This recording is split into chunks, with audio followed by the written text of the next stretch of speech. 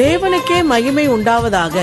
பிரியமானவர்களே, அமெரிக்க ஐக்கிய நாட்டின் நியூஜெர்சி மாநிலத்தில் உள்ள நித்திய கிருபை சபையின் சார்பாக உங்களை வாழ்த்தி பாஸ்டர் பிரபாகரன் சி மேனன் அவர்களின் தேவ செய்தியினை கேட்கும்படி அன்புடன் வரவேற்கின்றோம். நம்முடைய கர்த்தராகிய இயேசு கிறிஸ்துவின் திருநாமத்திற்கு மகிமை உண்டாவதாக. ஆமென். பிரியமான தேவஜனமே, நித்திய கிருபை சபையின் சார்பாக உங்கள் அனைவருக்கும் எங்கள் அன்பின் வாழ்த்துக்களை தெரிவித்துக் கொள்கின்றோம். ஒரு நிமிஷம் கண்களை மூடி நாம் ஜெபிக்கலாம். எங்கள் அன்பின் பிதாவே, நாங்கள் நன்றியோடு போய் ஸ்தோத்திரிக்கிறோம். தகப்பனே, தம்முடைய ஒரே பேரான குமாரன் நசரேயனாகிய இயேசு கிறிஸ்து எங்களுக்காக சிலுவையிலே பலியாக ஒப்பு கொடுத்து அவருடைய இரத்தத்தின் வாயிலாக எங்களை உம்முடைய பிள்ளைகளாக்கி கொண்டீரே. நாங்கள் நன்றியோடு போய் ஸ்தோத்திரித்து போற்றி வாழ்த்தி வணங்குகிறோம். உம்முடைய பரிபூர்ண சித்தத்தை நாங்கள் விளங்கிக் கொள்ளும் வகையில் கர்த்தாவே எங்களோடு இப்பொழுது நீ பேச வேண்டுமாய் நாங்கள் ஜெபிக்கிறோம். இயேசு கிறிஸ்துவின் ஜீவனுள்ள நாமத்தில் உம்மிடத்தில் வேண்டிக் கொள்கின்றோம் எங்கள் பரம்பிதாவே. ஆமேன். கர்த்தருடைய பரிசுத்த திருநாமத்திற்கு மகிமை உண்டாவதாக. ஆமேன். லூக்கா எழுதின சுவிசேஷம் 1ஆம் அதிகாரம் 5ஆம் வசனம் 6ஆம் வசனம். யூதேயா தேசத்தின் ராஜாவாகிய ஏரோதின் நாட்களில் அபியா என்னும் ஆசாரிய வகுப்பில் சகரியா என்னும் பெயர் கொண்ட ஆசாரியன் ஒருவன் இருந்தான். அவன் மனைவி ஆரோனுடைய குமாரத்திகளில் ஒருத்தி, அவள் பேர் எலிசபெத்து. அவர்கள் இருவரும் கர்த்தரிட்ட சகல கற்பனைகளின் படியையும் நியமங்களின் படியையும் குற்றமற்றவர்களாய் நடந்து தேவனுக்கு முன்பாக நீதி உள்ளவர்களாய் இருந்தார்கள்.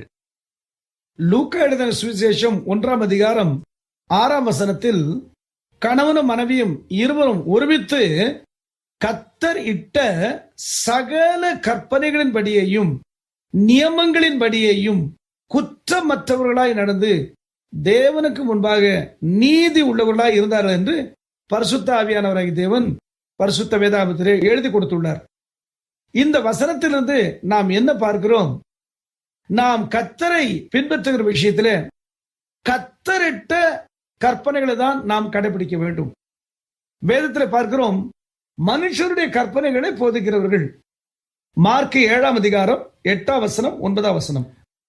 மனுஷருடைய கற்பனைகளை உபதேசங்களாக போதித்து வீணா எனக்கு ஆராதனை செய்கிறார்கள் என்றும் எழுதியிருக்கிற பிரகாரம் மாயக்காரராகிய உங்களை குறித்து ஏசாயா நன்றாய் தீர்க்க தரிசனம் சொல்லியிருக்கிறான். நீங்கள் தேவனுடைய கட்டளையை தள்ளிவிட்டு மனுஷருடைய பாரம்பரியத்தை கைக்கொண்டு வருகிறவர்களாய் கிண்ணங்களையும் செம்புகளையும் கழுவுகிறீர்கள் மற்றும் இப்படிப்பட்ட அநேக சடங்குகளையும் அனுசரித்து வருகிறீர்கள் என்றார்.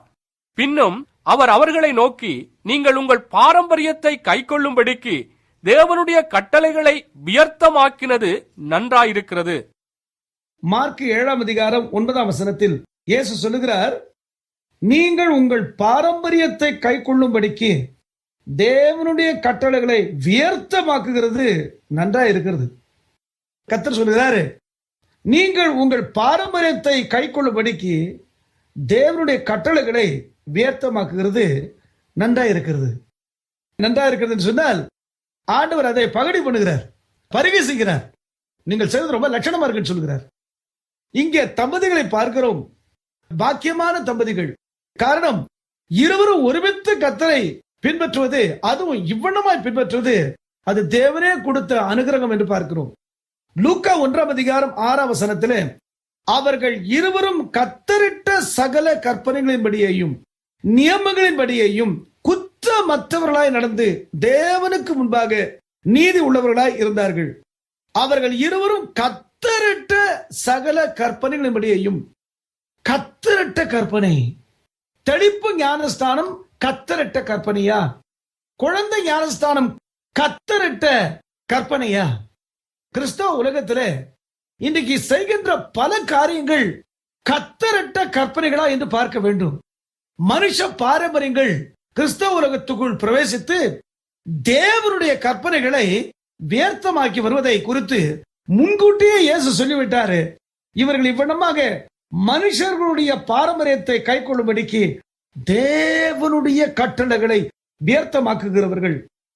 தேவனுடைய கட்டளைகளை வியர்த்தமாக்குகிற மனிதர்கள் மனுஷங்களா இருக்கிறார்கள். சகரியாவை குறித்தும் எலிசபெத்தை குறித்தும் நாம் பார்க்கிறோம். அவர்கள் இருவரும் கர்த்தரிட்ட சகல கற்பனைகளின் படியையும் நியமங்களின் படியையும் குற்றமற்றவர்களாய் நடந்து தேவனுக்கு முன்பாக நீதி உள்ளவர்களாய் இருந்தார்கள். நாம் கடைபிடிக்கிற காரியங்கள் கத்தரிட்ட கற்பனைகளா இல்லாவிட்டால் மனுஷ பாரம்பரியமா? 2 வயதுல எனக்கு ஒரு பிஷப் தெளிப்பு ஞானஸ்தானம் கொடுத்ததாக என் பெற்ற தாயார் பெருமையாக சொல்லுவார்கள். உனக்கு பிஷப் ஞானஸ்தானம் கொடுத்தார், 2 வயதுல ஞானஸ்தானம் கொடுத்தார், தெளித்து ஞானஸ்தானம் கொடுத்தார். 17 வயதுல இயேசு கிறிஸ்துவை சொந்த ரட்சகராக நான் ஏற்றுக்கொண்ட பிறகு வேத வசனங்களை பார்க்கும்போது அது கர்த்தருடைய கட்டளை அல்ல, மனுஷருடைய பாரம்பரியம். குழந்தைக்கு ஞானஸ்தானம் கொடுப்பது மனுஷ பாரம்பரியம், தெளிப்பு ஞானஸ்தானம் கொடுப்பது மனுஷ பாரம்பரியம். இன்றைக்கு நாம் எதை கடைபிடிக்கிறோம்? கத்தரிட்ட சகல கற்பனைகள் என்று சொல்லும்போது வேதத்தை வாசித்தால் தான் தெரியும். வேதம் என்ன சொல்லுகிறது? ஞானஸ்தானம் எடுக்க வேண்டும், ஜலத்துக்குள் போய் ஜலத்துக்குள் அமிழ்ந்து ஞானஸ்தானம் பெற வேண்டும். ஒரு பரிசுத்தவானுடைய பரிசுத்த கரங்களால் மாத்திரமே அந்த ஞானஸ்தானத்தை பெற வேண்டும். மேலும் மனம் திரும்பி இயேசு கிறிஸ்துவின் இரத்தத்தால் பாவங்களால் கழுவப்பட்டு இயேசு கிறிஸ்துவை தங்கள் சொந்த ரட்சகராக ஏற்றுக்கொண்ட பிறகுதான் ஒரு பரிசுத்தவானுடைய பரிசுத்தமான கரங்களினாலே பிதா, குமாரன், பரிசுத்த ஆவியானவராகிய திரியேக தேவனின் நாமத்தினாலே ஞானஸ்தானம் பெற வேண்டும். அதுதான் கர்த்தருடைய கட்டளை, அதுதான் கர்த்தருடைய கற்பனை. கணவன் ஒரு பக்கம், மனைவி ஒரு பக்கமாய் போனால் அவர்கள் என்ன கிறிஸ்தவர்களாய் இருந்தாலும் அந்த குடும்பத்திலே பூரண சமாதானம் இராது. சகரியாவும் அவன் மனைவியும் வயதான காலத்திலேயும் இருவரும் கத்தரிட்ட சகல கற்பனைகளின்படியையும் நியமங்களின்படியையும் குற்றமற்றவர்களாய் நடந்து தேவனுக்கு முன்பாக நீதி உள்ளவர்களாய் இருந்தார்கள். யாருக்கு முன்பாக நாம் நீதி உள்ளவர்களாய் இருக்கிறோம்? யாருக்கு முன்பாக நீதி உள்ளவர்களாய் இருக்கிறோம்? வயிற்றுக்காக ஊழியம் செய்கிற மனிதர்களுக்கு முன்பாக தங்களை நீதி உள்ளவர்களாய் காண்பிக்கும்படியாக இன்றைக்கு எத்தனை மனிதர்கள் தங்களே வஞ்சித்து வருகிறார்கள். இங்கே நாம் பார்க்கிறோம், புருஷனும் மனைவியும் மனுஷர்கள் காண வேண்டும் என்பதற்காக அல்ல, மனுஷர்கள் மத்தியிலே காணப்படும் மத தலைவர்களை பிரியப்படுத்துவதற்காக அல்ல, அவர்கள் இருவரும் தேவனுக்கு முன்பாக நீதி உள்ளவர்களாய் இருந்தார்கள். எப்படிப்பட்ட தம்பதிகளாய் நாம் இருக்கின்றோம்? பரலோகத்தை நாம் நிச்சயமாக அடைய போகிறோம் ஒரு நாளிலே. இன்றைக்கு நம்முடைய வாழ்க்கையில் உள்ள குட்டி பரலோகம் நமக்குள் இயேசு வாசம் பண்ணி நம்மை ஆளுகை செய்வது. இரண்டாவது, நம்முடைய குடும்பம், நம்முடைய இல்லற வாழ்க்கை. அந்த இல்லற வாழ்க்கையிலே கணவனும் மனைவியும் ஒருமித்து கர்த்தரை வாலிப பிராயத்தில் மட்டுமல்ல, நடுத்தர வயதிலே மாத்திரமல்ல, முதிர் வயதிலேயும் சகரியா எலிசபெத்தை போல இருவரும் கர்த்தரிட்ட சகல கற்பனைகளின்படியையும் நியமங்களின்படியையும் குற்றம் மற்றவர்களாய் நடந்து தேவனுக்கு முன்பாக நீதி உள்ளவர்களாய் இருந்தால் என்ன சம்பவிக்கும்? நாம் நினைப்போம் எல்லாமே மகிமையா இருக்கும். இப்படியெல்லாம் கர்த்தரை உத்தமமாய் பின்பற்றினால் அந்த தம்பதிகள் பாக்கியர்களாய் இருப்பார்கள் என்று சொல்லி, மாறாக இந்த இடத்துல பார்க்கும்போது இவ்வளவு உத்தமமான தம்பதிகளுடைய வாழ்க்கையில மிக சோகமான ஒரு நிலை இருந்ததாக நாம் பார்க்கிறோம். அது என்ன? லூக்கா 1ஆம் அதிகாரம் 6ஆம் வசனம் 7ஆம் வசனம். அவர்கள் இருவரும் கர்த்தரிட்ட சகல கற்பனைகளின் படியேயும் நியமங்களின் படியேயும் குற்றமற்றவர்களாய் நடந்து தேவனுக்கு முன்பாக நீதி உள்ளவர்களாய் இருந்தார்கள். எலிசபெத்து மலடியாய் இருந்தபடினால் அவர்களுக்கு பிள்ளை இல்லாதிருந்தது. இருவரும் வயது சென்றவர்களாயும் இருந்தார்கள். கர்த்தரிட்ட சகல கற்பனைகளின்படியேயும் நியமங்களின்படியேயும் குற்றமற்றவர்களாய் நடந்து தேவனுக்கு முன்பாக நீதி உள்ளவர்களாய் இருந்தால் கொடுத்து வைத்த தம்பதி அப்பா, அவர்களுக்கு ஒரு குறைச்சலும் இல்லை என்று சொல்லத்தக்கதாக வாழ்க்கை அமையும் என்று சொல்ல முடியாது. காரணம் என்ன? எவ்வளவுதான் கர்த்தரை நாம் உத்தமமாய் பின்பற்றினாலும் தேவன் நம்மை பரீட்சிக்கும் காலம் உண்டு.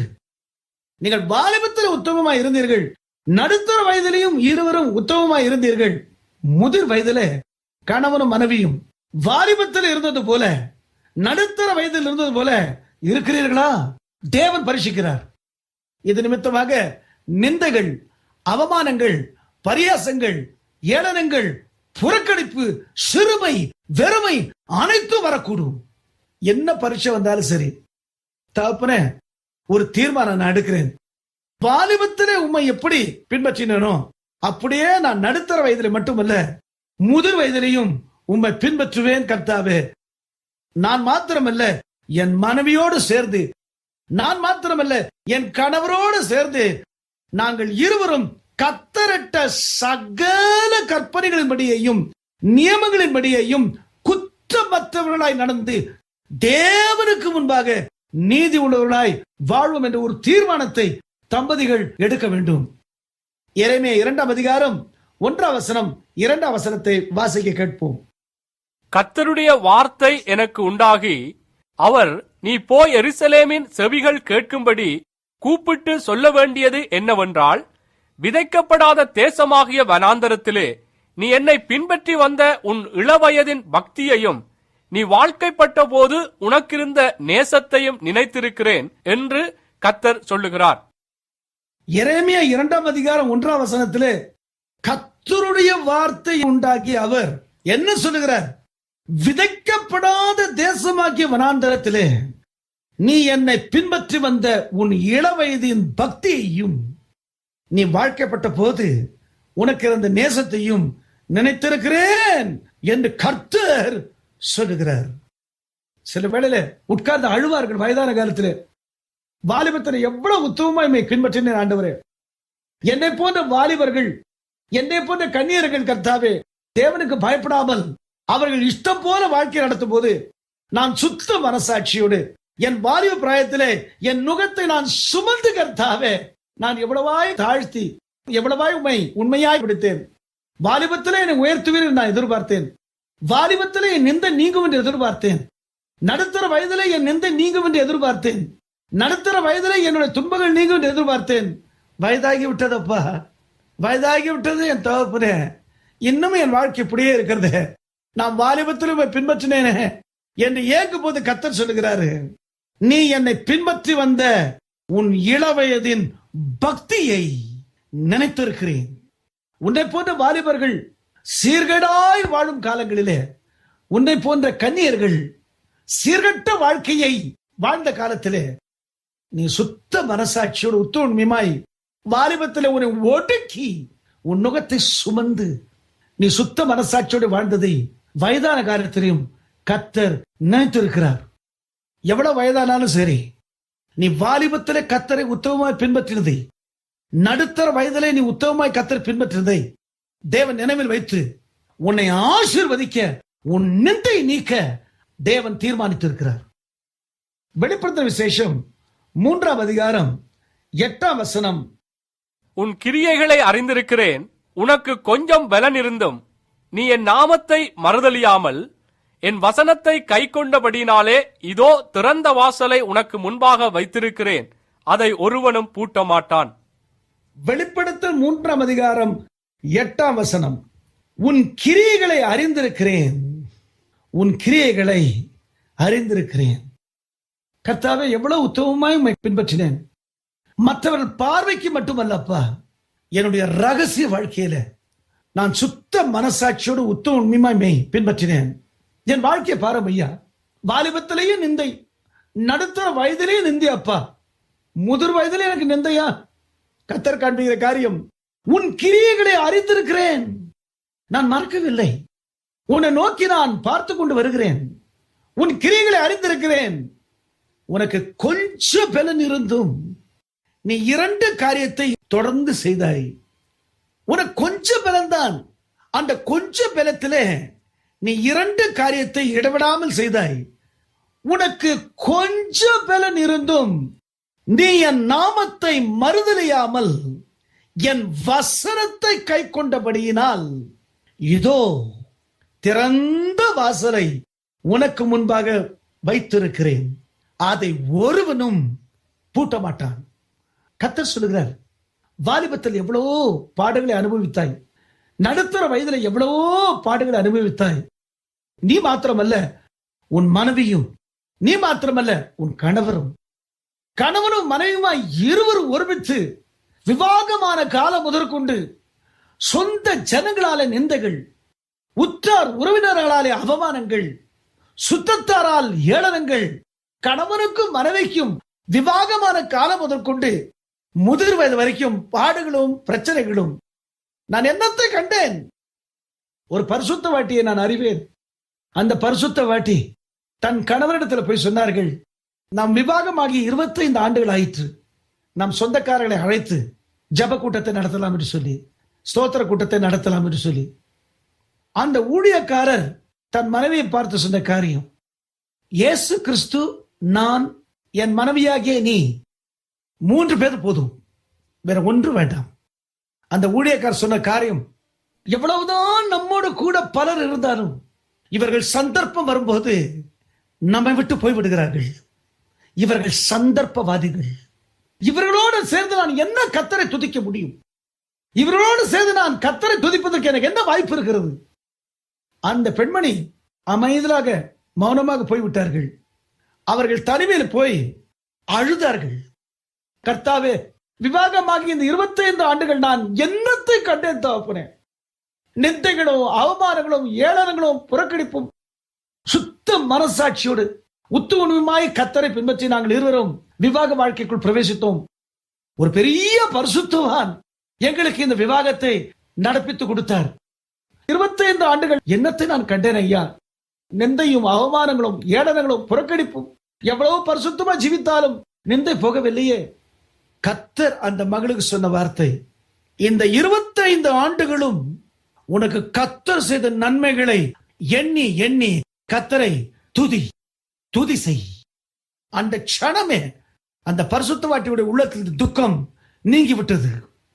நான் என்னத்தை கண்டேன்? எதை காண்கிறாயோ காணவில்லையோ, உன் உத்தமத்தை கர்த்தர் காணுகிறார்.